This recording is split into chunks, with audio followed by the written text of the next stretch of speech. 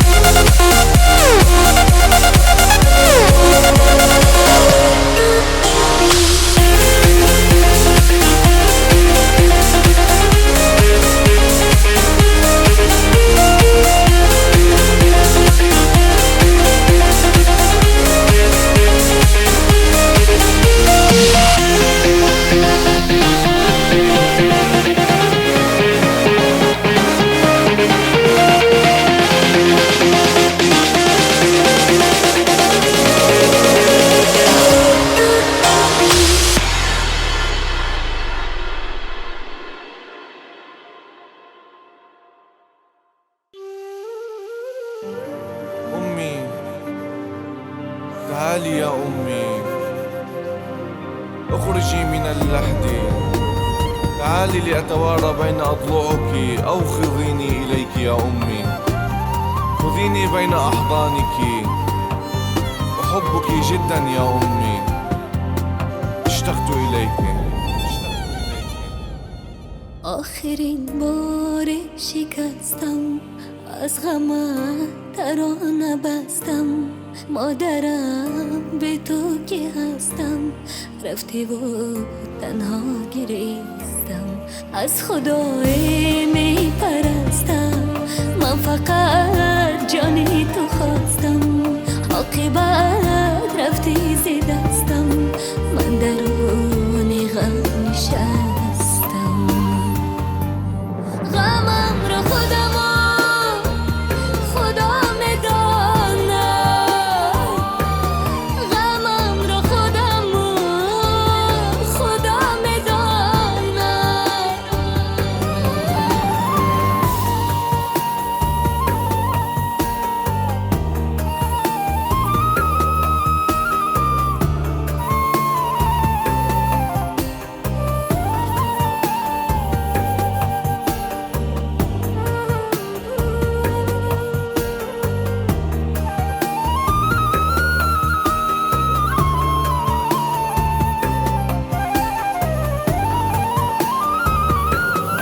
رفتی برفت دنیای من رفتی برفت رویای من زندگی به تو چی سخت است تو کجایی مادری من گاه ابری پاره پاره‌ام گاه به تو دیوانه‌ام تا هنوز دو دیده برا نمی‌آیی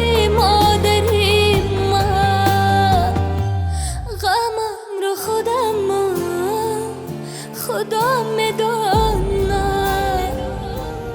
غمم رو خودم خدا میدونه